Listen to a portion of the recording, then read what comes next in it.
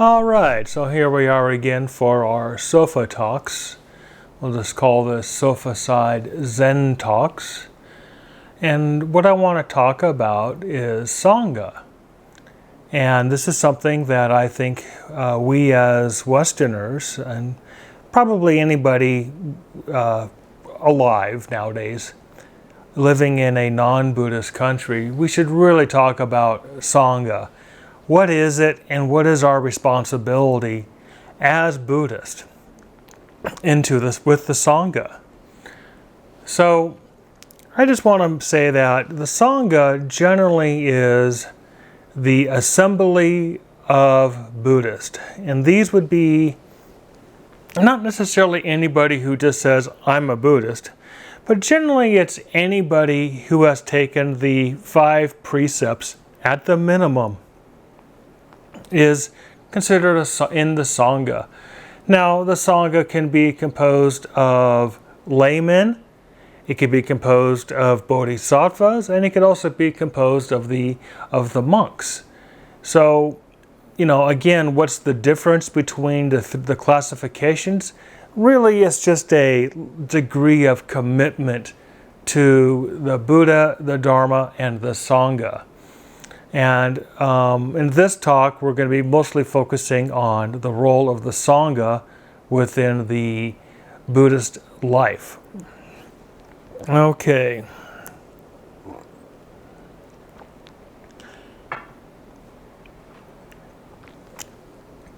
So I think that the Buddha, I think that's pretty much everybody kind of gets that that's the cosmic being that defies any sort of objectification of thought and definition, which is unborn, unexisting, and it's basically the eternal.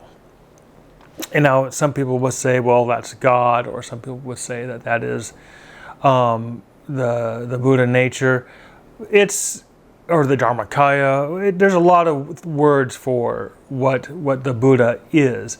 Now, the Buddha emanation into our world, which emanated through Shakyamuni in our times, and came out as the Dharma that was spoken in these times, is not to say that there hasn't been Buddhas of other times, and it's not to say that there will be Buddhas in the future as well. So we only are going to be focusing on the Dharma spoken by the Buddha of our times, in this Kalpa, in this existence, from Shakyamuni Buddha or Siddhartha Gautama. And we're only going to be focusing on the path of liberation known as the Bodhisattva path that is taught in the Mahayana Sutras. This is what Zen Buddhism is really about. And I've already told you in another video what Zen is and why it's important, so I'm not going to recover that here. I'm not going to go over that again.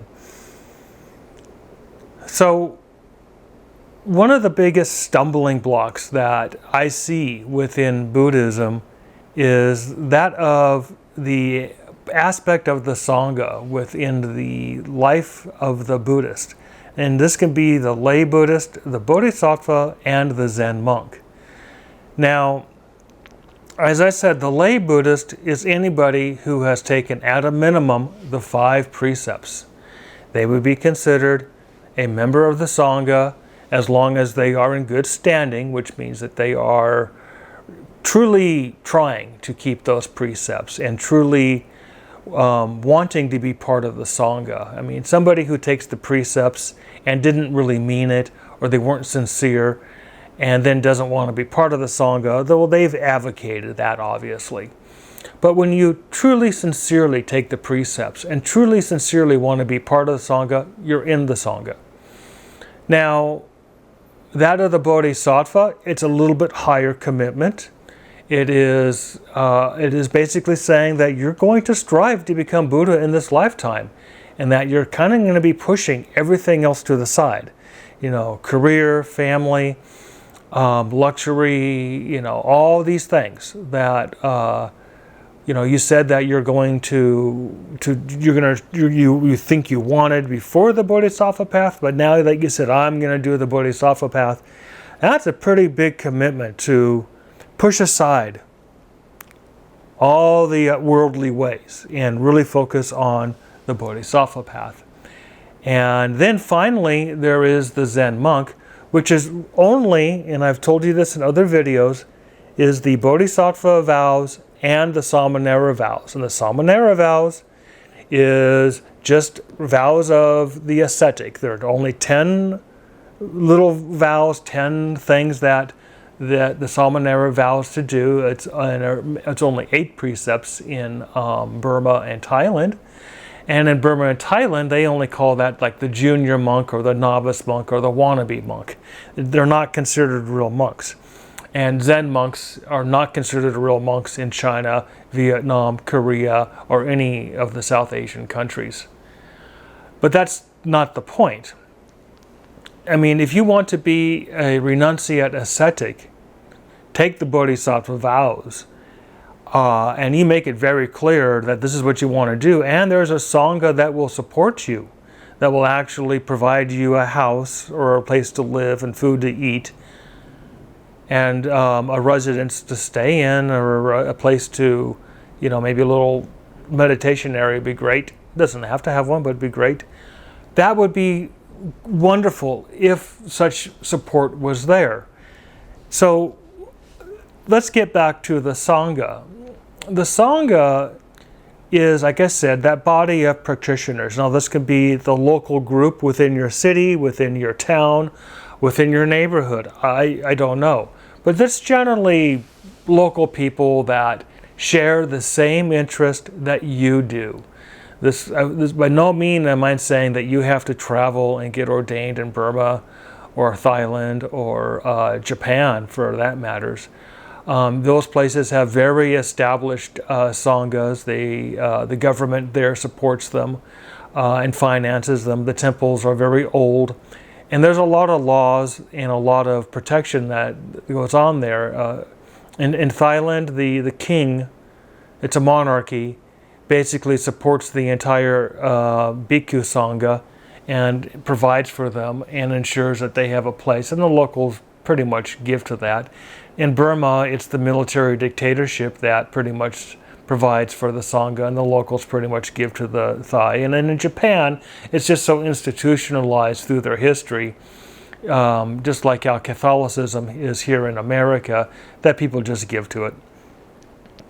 But in America, we don't have a state religion. We don't have the United States government saying that Tendai or Buddhism is the state religion and funding and supporting it. We don't have a history of ancient temples and a history of American pioneers coming over here and setting up Buddhist temples and monasteries for Buddhists to live in. That just didn't happen. So people say, well, you're at a disadvantage. Not really. What this really means, though, is that we are the pioneers, we are the forefathers, that we are the builders for the future of sentient beings to come that want to learn the Dharma.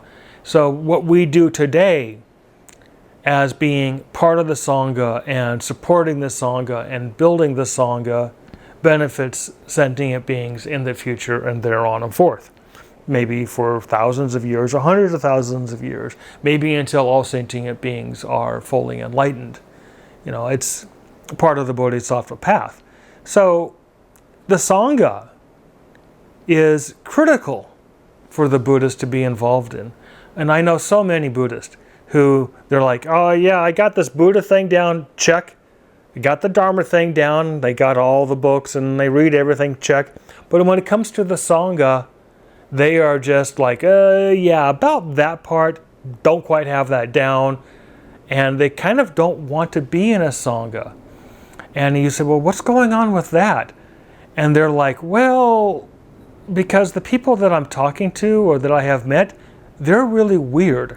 And they're not exactly sane and rational. they kind of have strange beliefs, and they're not exactly the kind of people that I would really want to associate with.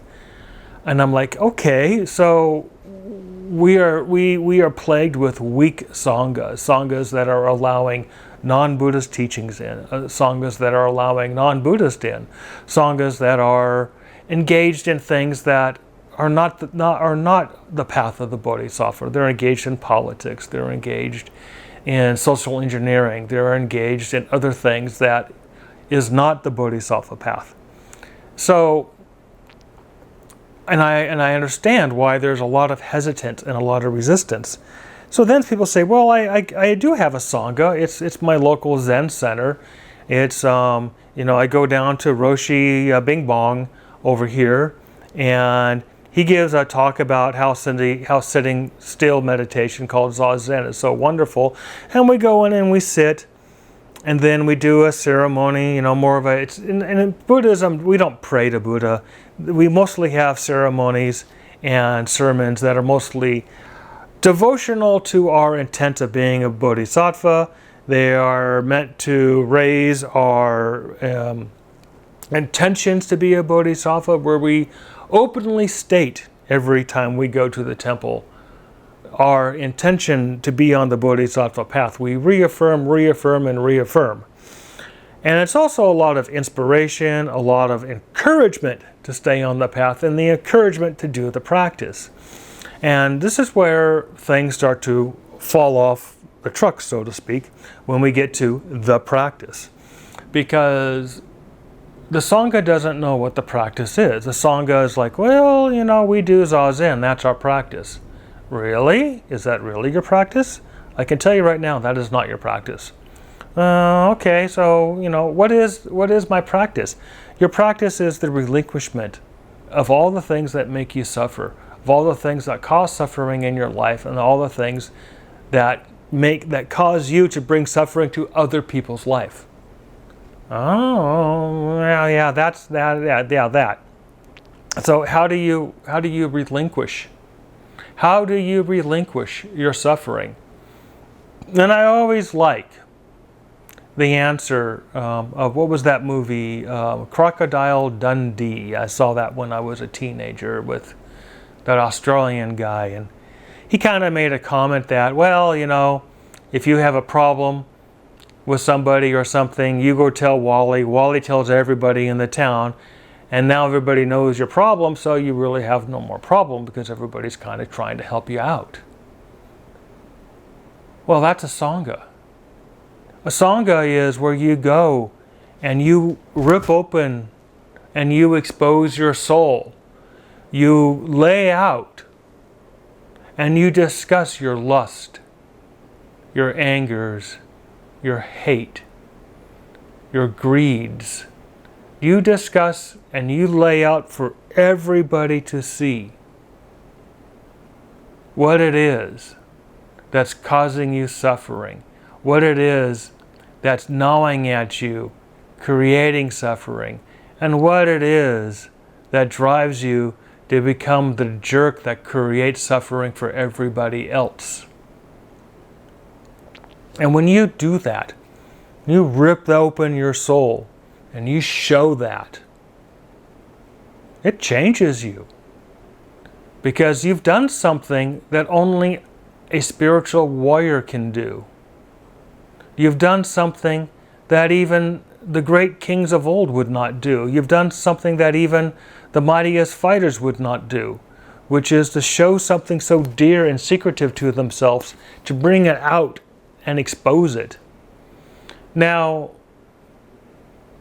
this takes a lot of courage. This takes monumental amount of courage. This is facing... people would much rather go sit in a zendo for endless hours with aching knees and a hurting back than have to actually talk about their suffering, actually have to expose the things that they are suffering about, to actually have to listen to other people suffering and what they're suffering over. Because when you speak about your suffering, when you speak about the crap that makes you an asshole, other people hear this Your Sangha members hear this and it becomes reflective. They're like, oh yeah, well what he says is me. I do that too. I just never thought about it, or I just never saw it in that way. When you work on your practice publicly in front of your Sangha works on your practice too. And they practice as much as you're practicing. And when you're strong and you lay out all of your lust, all of your greed, all of your anger and hate, and all of your attachments, and you just show it to everybody, and you show them how wrong it is and how much suffering it's creating you and everybody around you, your entire Sangha is going to break open into tears, because they're practicing as much as you are. When you're showing your suffering, you're bringing out theirs too. That's how it works. That's the Sangha. Now, if you're in a Sangha and you're telling, well, my Zen teacher says that we can't talk about practice, all we can do is sit, and only the Zen teacher gets to speak. That's not a Sangha, my friends. That's a cult. Leave it. That isn't going to do you any good. You will have zero progression in a group like that. If you're a teacher and what I'm saying to you is shocking, it's like, he's getting into psychological, he's making it into an encounter group. No, I'm not. This is Buddhism, sweetie. This is how it works. This isn't just sitting on a zafu. That's not Buddhism and that's not Zen. That's hiding. That's something else. You want to walk the Bodhisattva path? Walk the Bodhisattva path. That's what you have to do. It ain't easy. It's hard. Most people want to quit. Most people look at this path and they say, oh, screw that. Maybe they go, I'll be a Bodhisattva, I'll do this, I'll take the vows. But then when they start to realize what it really means, they drop that like a hot rock. They want nothing to do with it. That's why you have to have a Sangha, because the Sangha can bring you back. Can say, look, this is the only path. This is the only way. There is no other way. We can help you and truly help. Be a true brother. Be a true sister. Truly help. Don't just pretend to help. Don't just go there and, think, I'm going to go sit on a zafu and that's Zen and that's Buddhism. That's not Zen, it's not Buddhism, and you know it.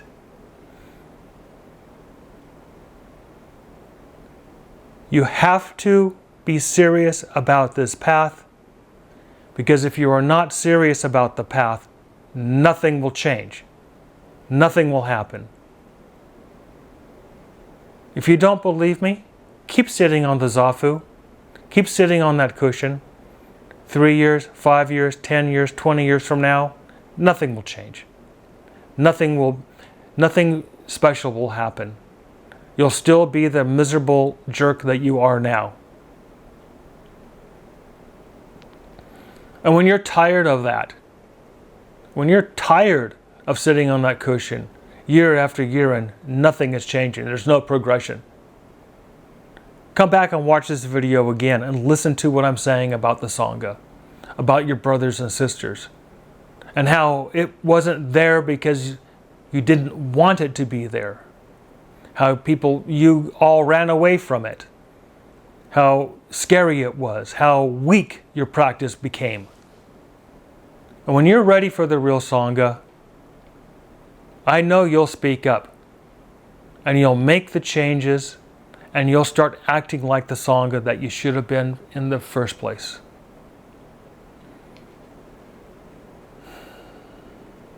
This is a strong video. And what I'm saying can be considered as a wrathful position, because I'm a wrathful bodhisattva. There are such things out there. Go look it up.